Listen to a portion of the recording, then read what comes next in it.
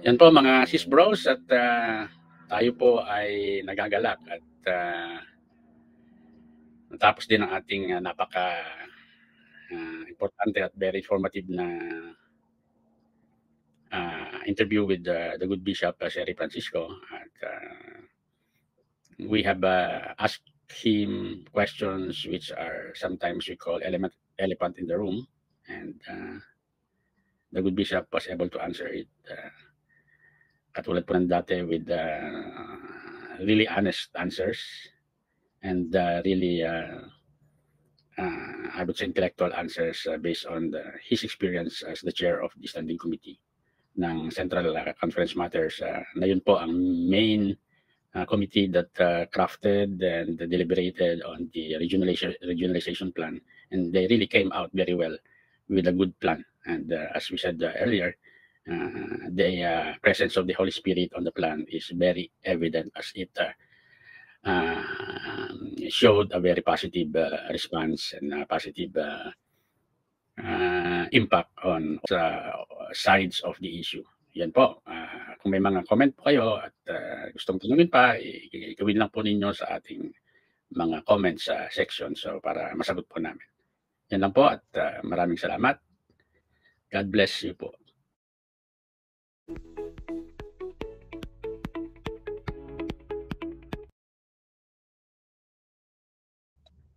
Okay po, live na po tayo ngayon at tayo po ay nagagalak at pinaunlakan ng ating kagalang-galang na obispo yung ating mabilisang request for live interview. Ito nga ay dahil sa mga dumarating na mga balita galing sa Charlotte kung saan ginaganap ang ating General Conference 2021 for 2024, sabi ng mga organizers. So, alam naman natin na na-postpone ng ating General Conference for so many times, I think twice. So ngayon po ay yung 2021 General Conference ang ginagawa natin, pero 2024 na po ngayon. So understandable naman po. Magandang araw po, Bishop, dyan sa Charlotte. Kumusta po dyan? Magandang hapon. Hapon ba dyan? Okay. Alas 2, past 2 o'clock na. So far, magandang takbo ng konferensya. The spirit of the conference is totally different this time. Very peaceful, very friendly ang atmosphere. Oo. Maganda namang balita yan, Bishop. At ito na po, let's go jump into the meat of the discussion, the interview. So, marami pong nagulat, isa na ako, at ang mabilis ang pagka-approve ng ating regionalization at ini-expect namin or natin na hindi ganyan ka-smooth ang pagka-approve sa plenary ng regionalization. We thought that the one of the hottest issue na pagtatalakayan sa General Conference is the regionalization and the LGBTQ issue. So, ano ba nangyari, Bishop, at mukhang magandang takbo ng regionalization? Welcome po natin si Sister Eleanor. Siya po ang magiging host natin for today's interview. Sige po, Bishop, tuloy niyo po. Yun nga, medyo hindi rin namin na-expect na ganun ka-smooth ang magiging flow ng approval.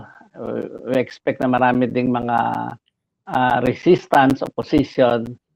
But we feel na God is really at work in this conference. Sa calendar kasi, pag tinignan mo yung mandate ng Standing Committee on the General Conference, on Central Conference Matters, top on the priorities ang report ng Standing Committee on Central Conferences.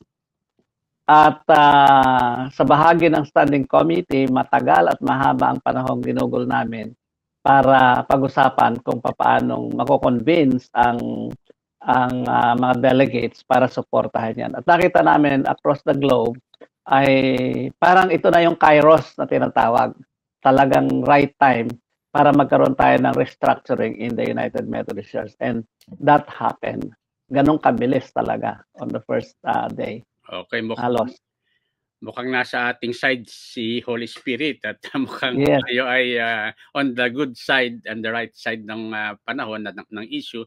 So ang immediate po na tanong kaagad diyan, ngayon naaprubahan na ng General Conference, hindi lang ng committee ninyo which you are the chair, kundi mismo yung plenary, the whole General Conference already approved it. Yeah. So ano na mangyayari po? What will happen? Marami pong naguguluhan kung ano na ba. Natutuwa pero ano na bang gagawin natin? Yeah, ang susunod na hakbang diyan dapat ma-ratify ng lahat ng all annual conferences of the United Methodist Church around the world. So, the moment na ang secretary ng General Conference ay mag-release ng document to ratify the change in the Constitution of the United Methodist Church, isasalang na yan ng mga obispo sa kanilang annual conference session for approval, for ratification, I should say. And sa buong mundo, dapat makakuha ng 2/3 aggregate vote. Hindi per episcopal area, hindi per region, kung hindi the whole United Methodist Church all over the globe. So, kailangang makakuha ng 2/3 aggregate vote. Yun ang process bago ma-implement yan. Okay po. So, ang ano po, number one, the General Secretary should issue yung ratification parang implementing order sa mga annual conferences. So, ano pong timeline natin dyan sa pag-release niyan, and then ito po bang ratification ng mga annual conferences is will be done on the first or the succeeding or the next annual conferences after the General Conference, which is sa Pilipinas is sometime summer, di po ba? Ongoing ang mga annual conferences. Pagbalik ng mga obispo sa Pilipinas, session na yan ng annual conferences.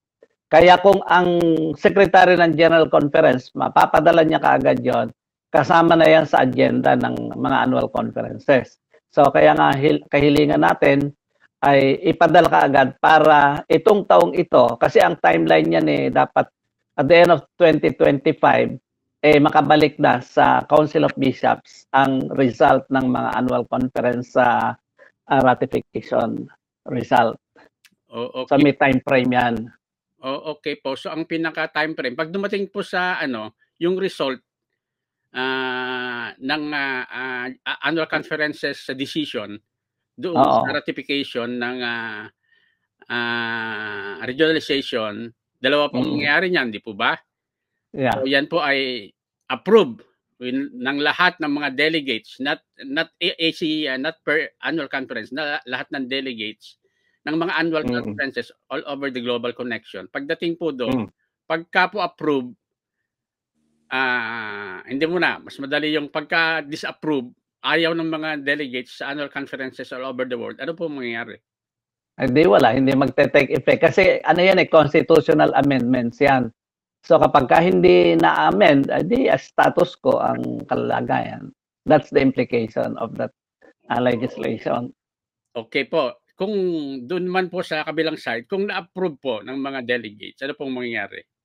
Ayun, tuloy-tuloy na yan. Kasi after ng adjournment nitong General Conference, meron ng merong Committee on Regionalization Conference. At yung committee na yon, ipupustro nila yung pag-aaral kung paano mape-perfect yung structure na yan.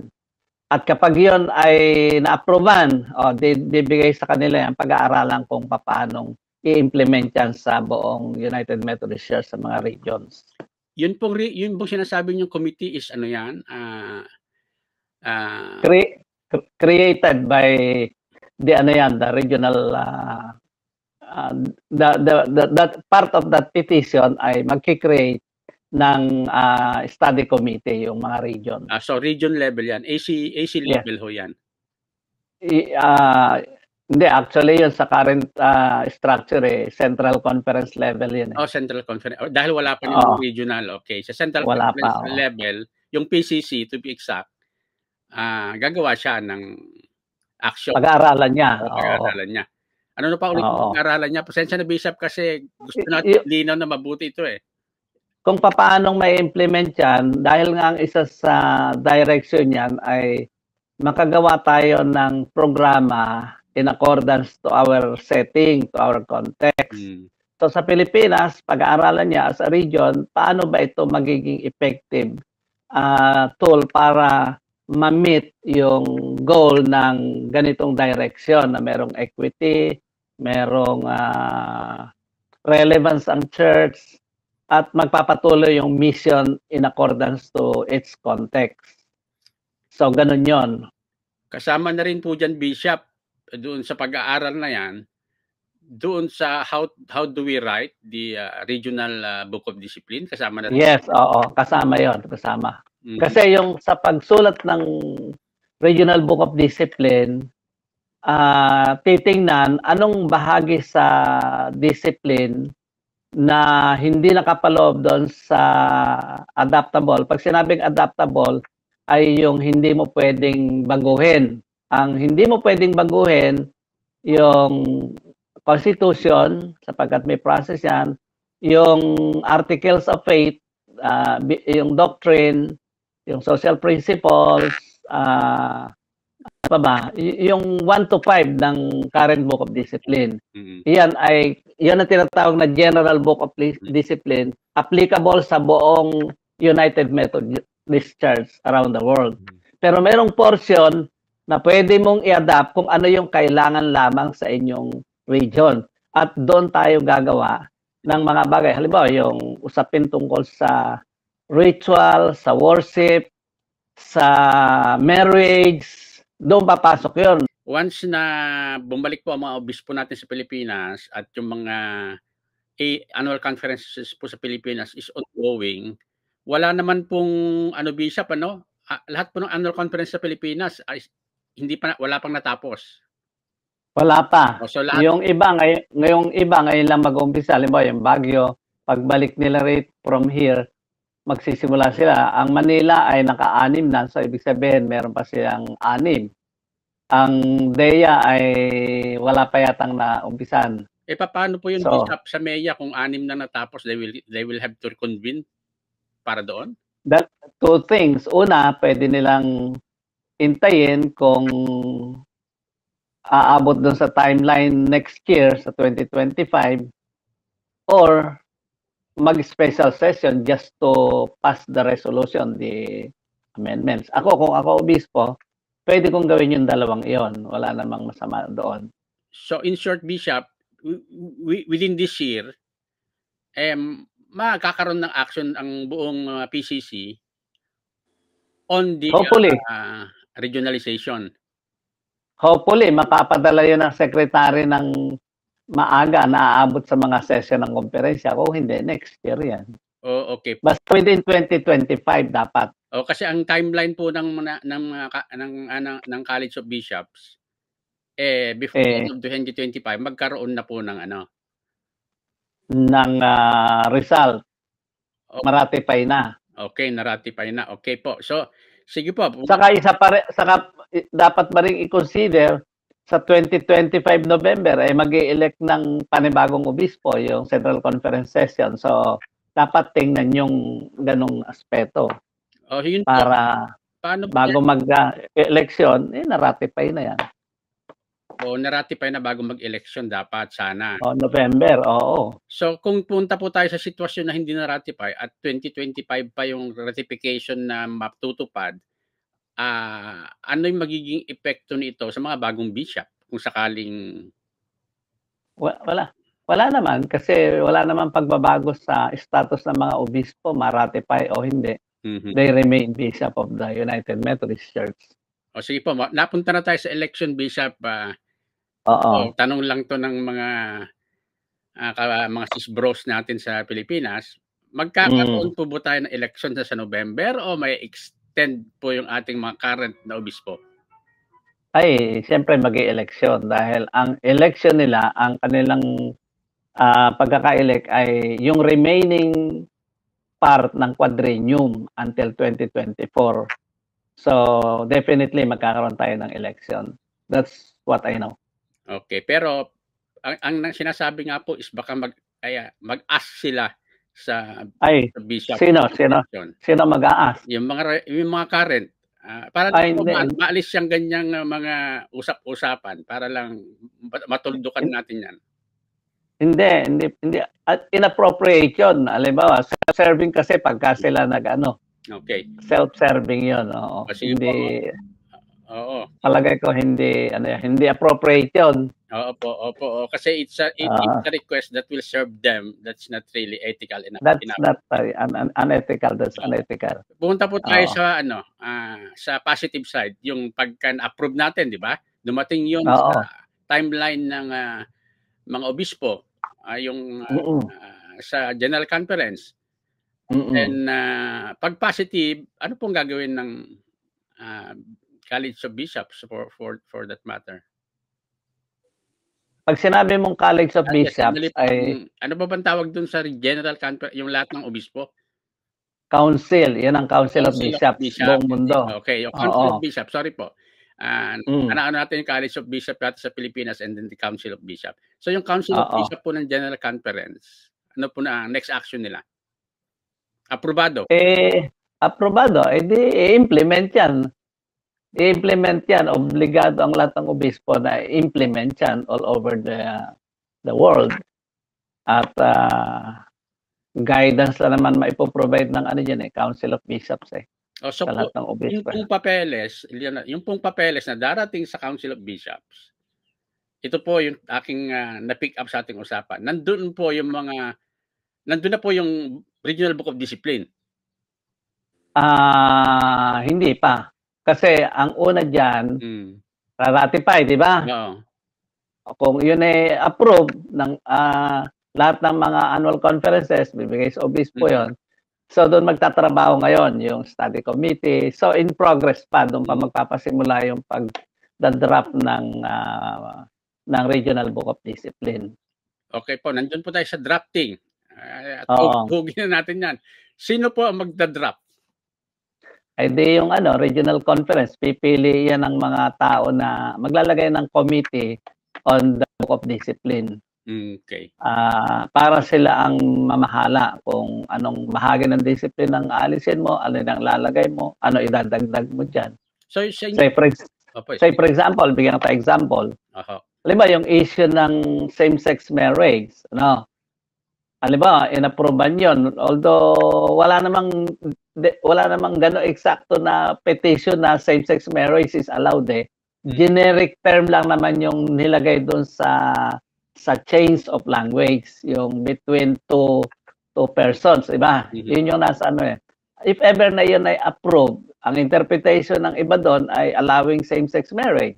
That's their interpretation. Now, when it comes to the Philippines, because we are traditional, ayaw natin yon. Pwede nating ilagay sa Book of Discipline natin that we will not allow same-sex marriage to happen in the Philippines, in the regions of the Philippines. Isa lang yon. Na halimbawa sa ordination, nakalagay sa current Book of Discipline ay the church is not allowed to ordain self about practicing homosexual.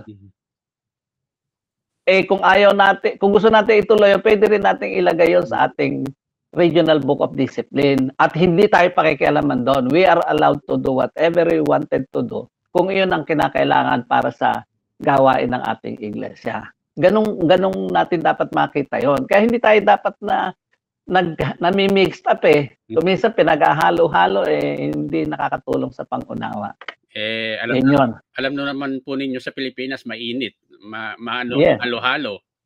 Masarap ang halo-halo Halo-halo. Kaya yung ating mga utak at mga pag-iisip nagkahalo-halo na. Halo-halo na rin.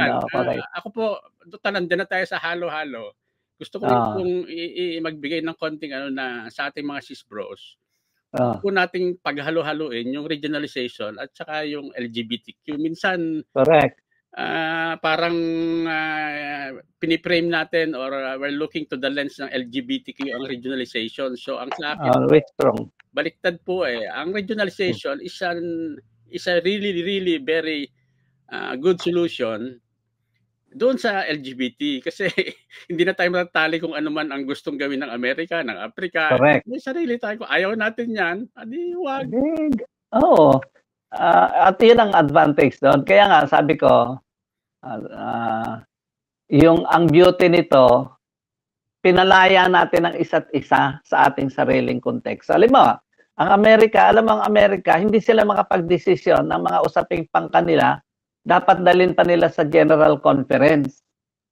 Imagine yung problema sa Amerika, yung usaping pang-Amerika, kasama ang Europe, kasama ang Africa, Pilipinas, para magdesisyon. Halimbawa, usapin lang ng pension, kaya na nilang i-resolve doon yun eh. Pero dahil sila nakatali doon sa, ang discipline natin ay US-centric, hindi nila magawa yun unless dali sa General Conference. At tayo naman na nasa mga Central Conferences, ako personally, nata-turn off ako sapagkat nauubos yung oras ko doon na para sa kanilang usapin lamang yon. So with this structure ngayon, pag-usapan natin sa Pilipinas yung ating mga issues, pag-usapan ng Africa ang kanilang issues, ng Europe, pag-usapan ng Amerika. Kaya nga, yung General Conference, ang aking projection dyan, hindi na legislative body yan. Magiging celebration ng buong mundo sa ating misyon ng Iglesia. Yun yung aking isa sa aspiration dyan. Anyway, bago tayo pumunta sa next question ko, bigyan natin si Sister Eleanor ng pagkakataon naman na ma-share niya yung kanyang kaisipan. No, actually, I just, good afternoon po, Bishop Seri. So, sorry na hindi ko kayo na-meet dyan sa Charlotte. Anyway, I have to backtrack dun sa the way that we are going to ratify the regionalization, no? Sabi niyo po, Bishop, 2/3, kailangan to ratify 2/3 ng lahat ng conferences all over the world. Paano po yun bibilangin? Sino po ba ang magbo-voting, mga voting delegates doon sa sa pagboto doon?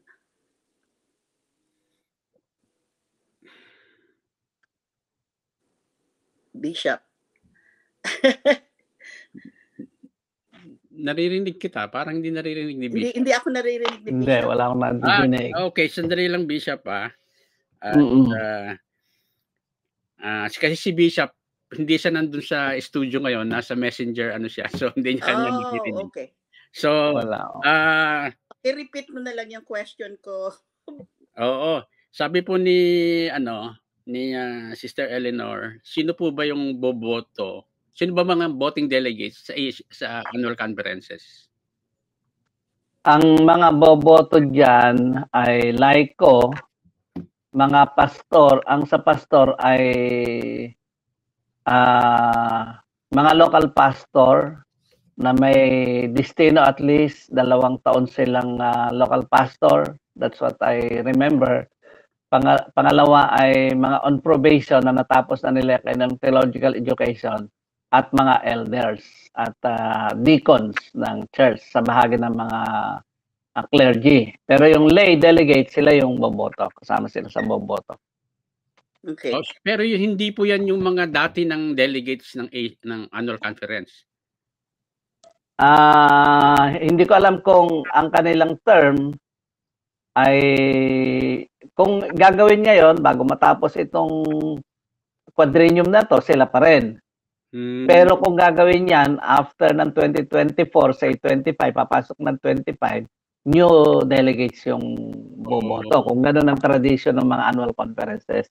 Kasi may mga practices yung annual conferences na kinoconsider sa ganyan eh.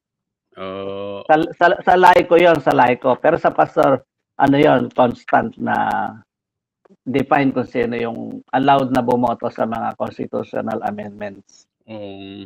Okay.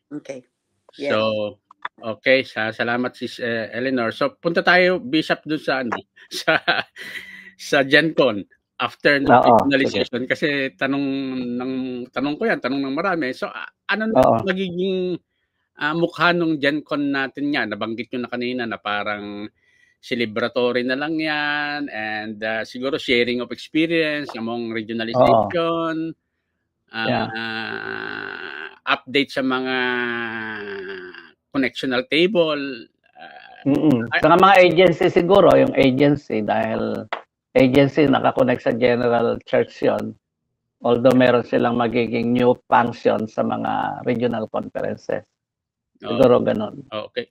Nabanggit nyo yung mga line agencies po like GBGM. Ano po magiging status niya after regionalization? Ay tuloy-tuloy yan at magkakaroon din siguro sila ng panibagong paradigm kung paano i-reach out yung at susuportahan yung mga annual conferences. Alam mo, kagabi meron kaming gathering, Filipino fellowship gathering, na kung saan yung tatlong episcopal area nag-share.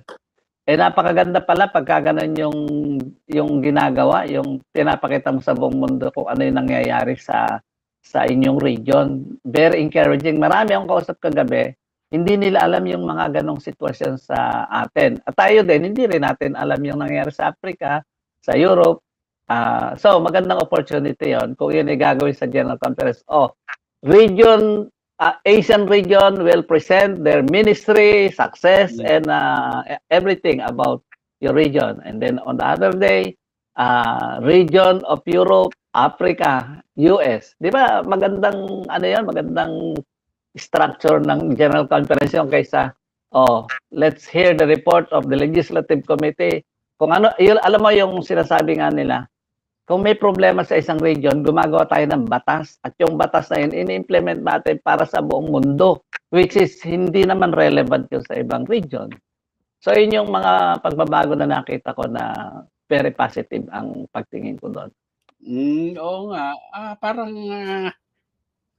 Parang ina-assume ko na dapat ginagawa yun sa General Conference. Parang batay sa inyo, parang hindi pala. Hindi masyado. Kaya kulang. At kaya nakakapagod kasi puro legislation ang nangyayari.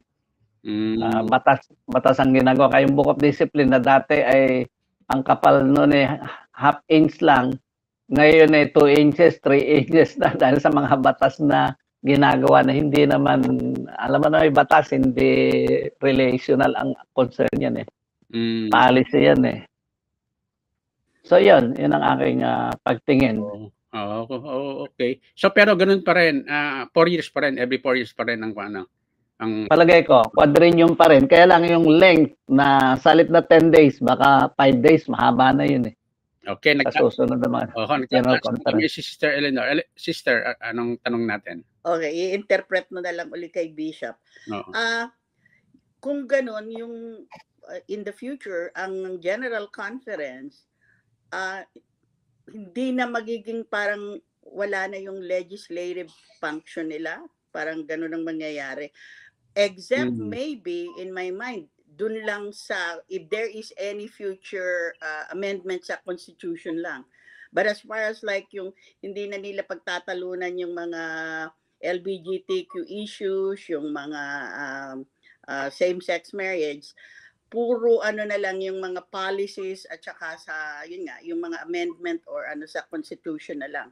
Wala nang pakialaman, in other words, doon sa mga local issues na gano'n.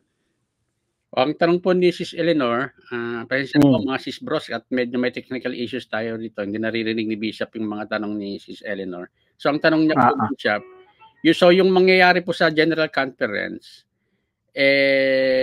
wala na po doon yung mga discussion on matters other than sa changes ng Constitution. Sa General Conference na susunod? O yung sa General Conference with the regionalization. Hindi, kasi kung approve na yon, di mga reports na lang ngayon kung ano ang nangyari, paano i-implement yan. Siguro ang mga unang bahagi ng mga General Conference until na ma-stabilize natin yan, bahagi ng reporting dyan yung mga updates sa mga nangyayari sa mga regions. Ganon. Ano pa yun, Sis Eleanor? Yes. Yun nga, parang it lost yung legislative function, yung General Conference in the future. Wala na yung legislative function niya other than the changes to the Constitution. So yung tanong po, Bishop, is yung legislation power po ng General Conference over the regional conferences, wala na po yon, other than like if we talk about changing the constitution, I don't know kung That's within the authority of the ano pa rin, of the General Conference kasi constitution yan eh, which is common to the whole denomination yan eh. Okay. Yung Yes. process, palagay ko ganun pa rin ang pag-observe dyan. Pagka merong motion to o action to amend the Constitution, because the Constitution is for all, for the worldwide denomination yan. So it's the function of the General Conference to give mandate to all regional conferences in relation to that. Pag inapprovean ng plenary. How about yung RBD? Ang RBD nasa regional conference yan. Wala nang ano diyan. Sa tingin ko hindi ko masyadong nakikita pa yung malalim na bahagi na yan. Palagay ko pagdating halimbawa yung Central Conference, yung current policy o rules of order ng Central Conference, hindi na-approve ng General Conference yan because the Central Conference has the authority to do that. Palagay ko ganun din yan. Hindi ko ma-recall pero merong portion kasi doon sa document na merong decision, hindi ko alam kung alin yon, 2/3 vote na ang kailangan ng General Conference. So I have to review that. Opo, so yun pong Judicial Council para. Ay gagawa ng Judicial Council ang bawat region, oo. Okay, that's a good one. Oo. Bibigyan sila authority to create their own Judicial Council.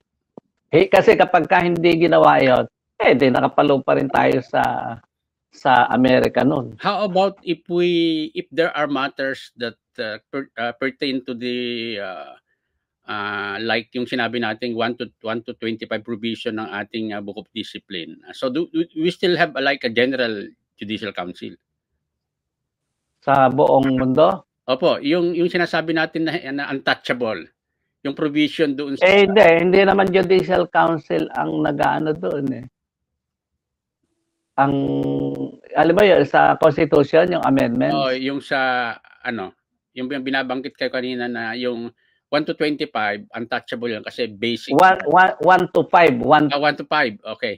1 to 5 ng current Book of Discipline. Okay. Yun, halimbawa yun yung Constitution, may babaguhin, may i-amend sa General Conference yun dahil untouchable yun eh. Okay. Doctrines, hindi natin pwedeng baguhin yun. Okay. Restrictive, merong restrictive rule na tinatawag na ito hindi pwedeng baguhin kahit ng General Conference. Okay. Malinaw, Bishop po. Kaya yung sinasabi ng iba na alis na kami sa Metodista kasi hindi naniniwala sa Biblia. Binago na doktrina. Ano ba doktrina binago? Hindi nga natin pwedeng baguhin yun. That is restrictive. Kaya yun ang nakakagulo ko minsan. So dapat maging klaro yon sa mga miyembro natin. Okay po, salamat po Bishop. So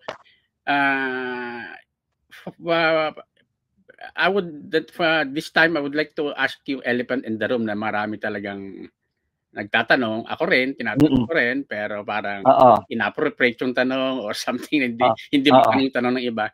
So, paano po sweldo ng mga obispo sa regionalization setup? Dollar pa ba? Peso na lang? Hindi naman, peso na. Ganon pa din. Wala naman pagbabago kasi it's just the structure eh.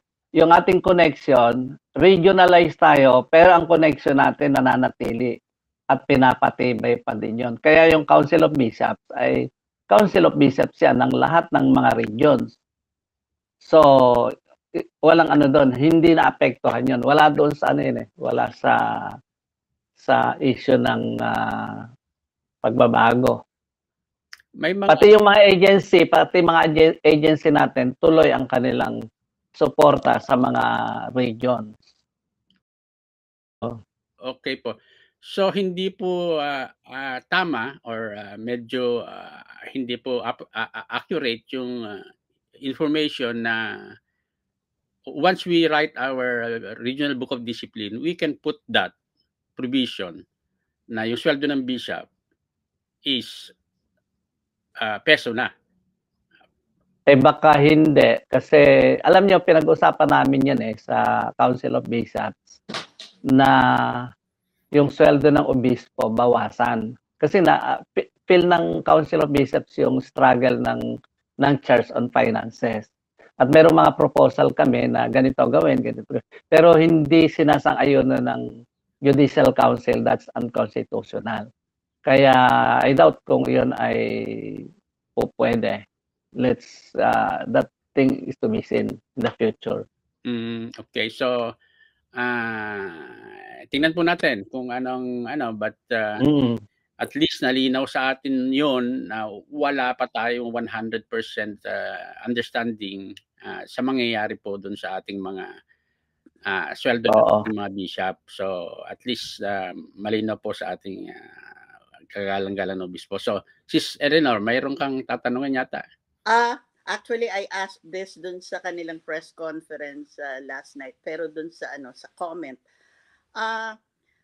Parang as far as every region is concerned, napaka-beneficial talaga yung regionalization. Yun ang parang pananaw ko nga doon. Parang ang mangyayari ngayon, meron, you call it affiliated autonomy, no? Nakuha nila lahat yung benefit. They can use all the resources of the global denomination. Pero ano naman yung payback? You know what I'm saying? Parang one way. They got all the benefits, pero ano naman kaya ang payback to the to the denomination ng mga region na yun? Nakuha na nila yung gusto nila, they reaping the benefits. Ano naman kaya ang parang payback? Yun pong ang tanong po ni Sis Eleanor is like parang lumalabas na we got so many things that we wanted, almost all, from the benefit, from the impact of the regionalization. So ano naman po ang benefit na makukuha ng global connection ng church as a whole from us? Kumbaga nabigyan tayo ng benefits, ano naman ang benefits na makukuha nila sa atin? Siyempre yung ating support din naman sa General Church, magpapatuloy yun. Meron din tayong apportionment na binibigay sa General Church. Bagamat hindi malaki, napakaliit niya. Kami nga mga obispo, naiiyak kapag pinag-uusapan yung apportionment. Dahil sinishare natin kailangan ng expenses sa atin. That's one. Hindi naman finances lang kasi ang connection. Marami tayong contribution sa General Church. Halimbawa, yung pag-usapin ng misyon, ang misyon natin worldwide. Alam niyo ba, napakaraming Pilipino na nakapalaot sa misyon sa iba't ibang bahagi ng mundo. Ako, natutuwa ako doon sapagkat dati tayo yung tagatanggap ng mga missionaries. Ngayon tayo yung nagpapadala sa kanila. Kaya ako proud ako doon na we share our resources, human resources sa General Church. Pangatlo, ang dami nating pastor na nandiyan sa Amerika at ang gagaling. Alam mo, pag kinakausap ko yung mga obispo dyan, kinukumusta ko lagi mga pastor natin, naku, very proud sila na sila binigyan natin, although loss sa atin yon. Sa akin, being a connectional church, bahagi tayo ng katawan na tumutugon sa misyon sa pangangailangan. Hindi lang sa Amerika, kundi sa buong mundo. Marami pa siguro tayong pwedeng i-contribute sa kabuuan ng ating connection. At ganoon din yung General Church o ibang region sa atin na collaboration. Yun ang word na natutuhan ko ngayon sa aming trabaho sa standing committee. Yung the word collaboration is very important. Nagtutulong-tulong ang lahat sa ating misyon at gawain sa iglesia. Siguro yun ang few. Yeah, on that point, I would like to just share that during the time of Bishop Series Episcopacy in the Manila area, tingin ko po dyan po nagsimula yung ating mga missions abroad. Although that time parang hindi pa masyadong hindi pa malinaw ano ba ang mukha ng mga mission sa abroad from the Philippine Central Conference, but it was a blessing na the bishop approved or allowed some pastors to go abroad and do their missions. So Yan. And also, Isa pa din yung although hindi i-check ko to kasi part ng ating petition ay i-include sa Manila Episcopal Area ang United Arab Emirates at ang Qatar. As para sa inyo, na-approve nyo, nakasama sa recommendation natin yon. So pag iyon ay tunay na approve na, ibig sabihin yung Middle East na yan ay bahagi na ng Pilipinas. Ibig sabihin yung expansion ng mission natin, very proud ako noon na sabihin sa kanila na dati kami ay recipient ng missionaries pero ngayon kami ay sending church ng ating iglesia. So yun, Saka gusto ko ring idagdag, dati tameme ang mga Pilipino sa Council of Bishops pero ngayon hindi sila makapagdesisyon hangga't di naririnig ang boses ng ating delegation. At itong regionalization, ang nag-petition dyan ay PAC Cavite. At ang nagsulat dyan, Central Conferences, at napakalaking impact yan sa General Church. First ever yan na nangyari ng Central Conference ay nag-transform ng structure ng United Methodist Church. That is historical. Oo. Hindi pa yan nagagagap ng mga ating mga sisbro sa Pilipinas, but hindi pa yan nagsisink in, but time will tell how important is that petition from Cavite, from PCC, into the whole organizational foundation of the United Methodist Church all over the world. So, yeah. There will be time for celebratory siguro dyan, Bishop. That particular. Yes. Hindi pa nagsink in. Sister Eleanor ulit. I was just so glad nung marinig ko nga yung magbubukas tayo ng mga mission sa Middle East. Pero meron akong isang request kay Bishop to look into. Kasi nung 2 years ago, nagpunta kaming buong pamilya namin sa Boracay. And we were there on a Sunday. I know this is not related dun sa subject. Alam niyo bang wala tayong United Methodist Church sa Boracay? I want to just have the bishop from the Davao Episcopal area to look into that kasi that is a very rich harvest of na lahat ng turista doon na naghahanap ng church on Sundays. There should be a United Methodist Church in Boracay. Yun lang po sa request ni Sister Eleanor, if ever we can put up a church in Boracay. There are a lot of foreigners, visitors, hindi lang sa Pilipinas, kundi pati all over the world, which some of them would be Methodist. And that would be a good move for the day, to put up or to plan for a Methodist Church in Boracay. Well taken po, Sister Eleanor. Yeah, nung ako'y bishop sa bahagi ng Visayas, kasama yun sa aming mission na point na gustong gawin I hope na yan matutuloy yan in the right time, on the right time. Okay po. So medyo lahat yata ng aking gustong tanungin kay Bishop natanong ko na. Hindi, isa pa pala, Bishop. Sana, kasi kausap ko yung, alam mo naman, kayong kapatid ko na sa Sydney. Parang narinig niya yung yun nga sa Middle East. Nandun si DS Bong, which is namomonitor ko yung mga post niya sa Facebook. He's really doing well. So siguro we start pag once it is successful sa Middle East, maybe we can go to Asia Pacific and to the other parts of the world, like making them like a district or a part of any Episcopal area sa Pilipinas. So yun lang po, Bishop, and congratulations po at nagmamadali tayo kanina, but I'm really planning to tell our sis bros that the good bishop is the standing committee chair of the Central Conferences matters. So siya po ang nag-anchor dyan. Kumbaga sa bangka siya ang timon. Malaking bagay po na si Bishop po ang ating naging chair dyan dahil unang-una, sabi nga niya kanina, the petition came from Maya, which he serves twice. Ano po? Yeah. I served six years sa MEA. 6 years, but twice as a bishop. Hindi, once lang. Si Bishop, lahat kami tigi-tigi sa ano lang. Oh, okay. Dea and MEA. Oh, Yan. okay. So, panahon niyo po yun, di ba? Sa petition? Yeah. Oh. Oo. I was then the presiding officer sa Cavite noon nung yan ay submit ang legislation. Yan. So, Bishop,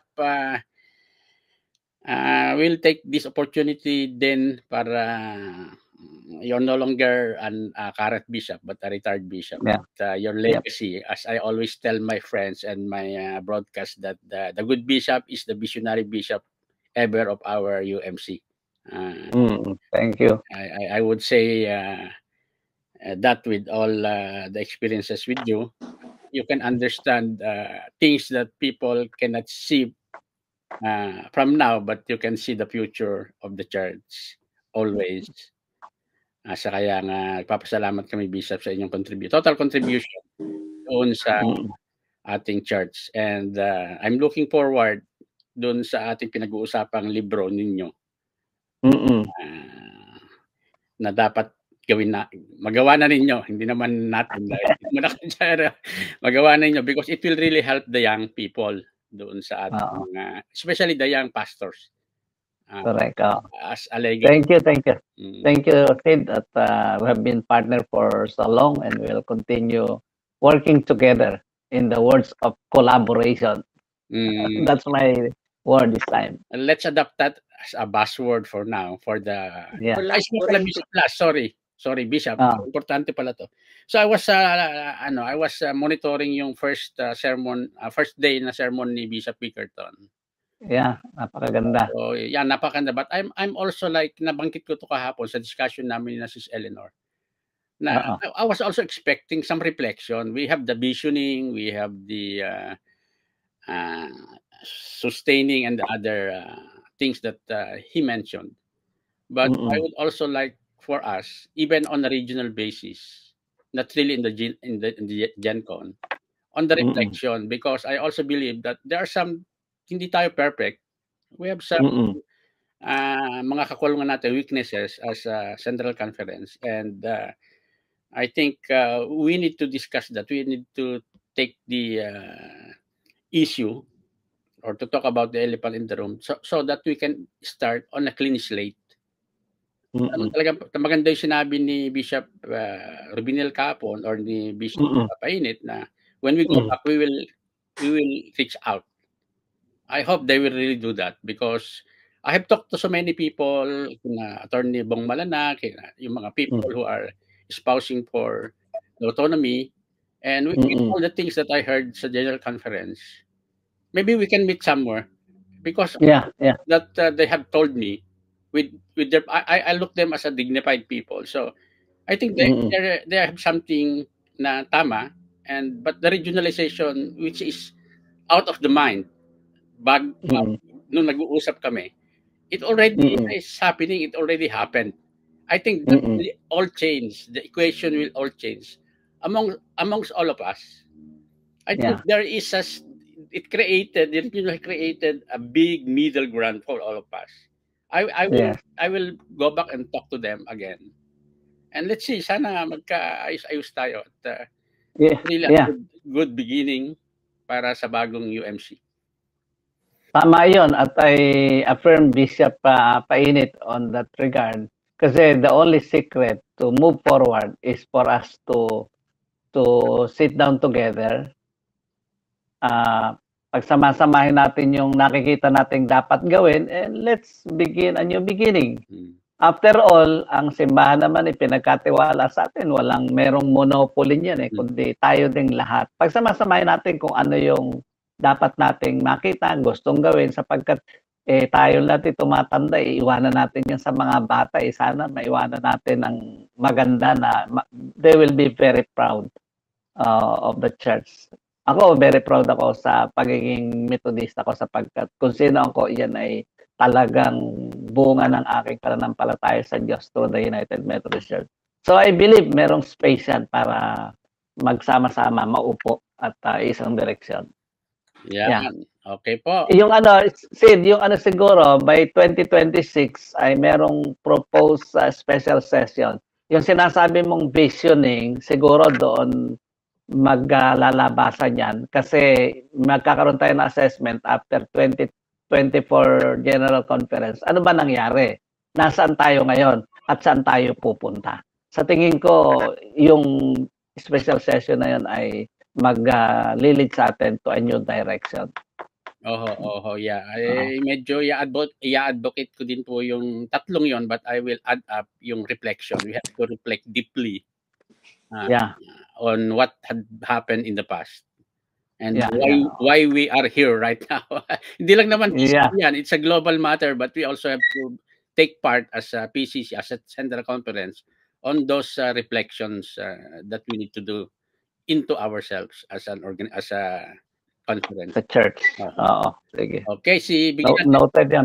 Opo, bigyan natin si Sister Eleanor ng last word, and then let's ask the good bishop to pray for us and pray for the Central Conference and the Global Conference as well.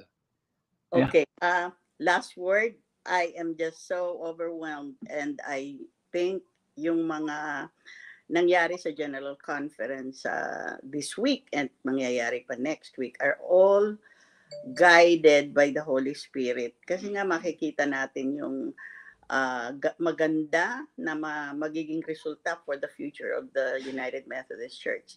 Kaya I am so thankful, and we will continue to pray for them, for their safe trip going back to different places.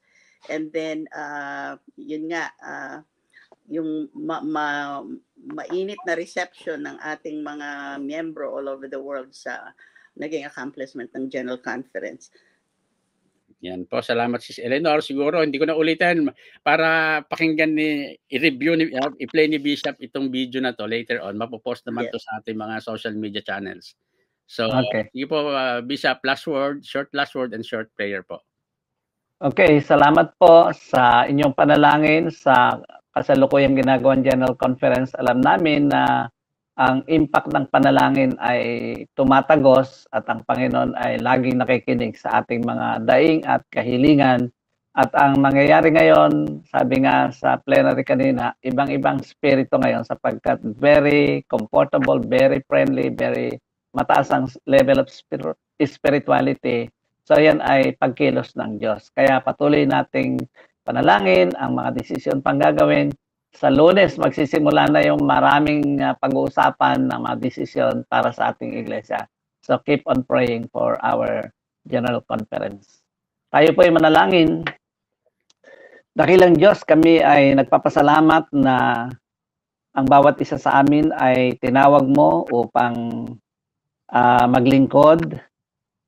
Yung ipinagkatiwala sa amin ang iglesia na bagaman hindi kami karapat-dapat sa mga kakulangan at kahinaan, ay wala kang ibang pinagkatiwalaan kundi ang iyong mga anak at tinawag mo kami upang ipalaganap ang iyong pag-ibig. Pag-ibig na napakalalim, pag-ibig na tumatanggap sa amin, sino man kami, pag-ibig na nagliligtas sa amin katulad ng iyong pag-ibig na pinakita sa ibabaw ng krus. Salamat sapagkat sa iyong kamatayan, kami pinag-isa mo at sa iyong pagkabuhay na maguli, binigyan mo kami ng panibagong pag-asa.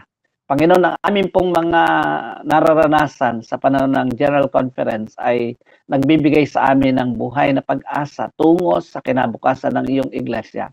Hangad namin at dalangin namin, Panginoon, patuloy mo kaming samahan, lalong-lalo na pong mga delegado, na maging malalim ang kanilang pag-iisip sa mga desisyong gagawin upang kung anong makabubuti sa mundong ito sa pamagitan ng iyong iglesia ay aming siyang maisakatuparan. Samahan mo at pagpalain mong bawat sa amin at patuloy naming maranasan ang iyong biyaya na bumabago sa bawat isa, biyaya na nagpapasakdal sa amin, biyaya na nag-uudyok sa amin upang mahalin ka at mahalin namin ang aming kapwa sapagkat ito ang inaasahan mo sa amin. Lord God, dismiss us with your blessing. For we pray all these things in the powerful name of Jesus, our Lord and Savior. Amen. Amen. Amen. Amen po. Salamat po, Bishop. At, thank you sa inyong dalawa, Ellen. Thank you po. Thank you.